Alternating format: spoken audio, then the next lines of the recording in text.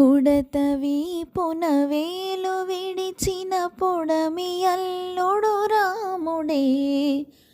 ఎడమ చేతను శివుడి విల్లును ఎత్తిన ఆరాముడే.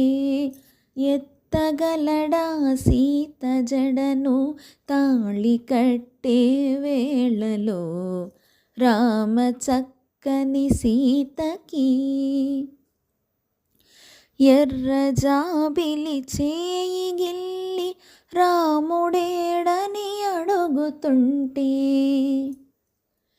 చూడలేదని పెదవి చెప్పి చెప్పలేమని కనులు చెప్పి నల్ల పూసైనాడు దేవుడు నల్లని రఘురాముడే.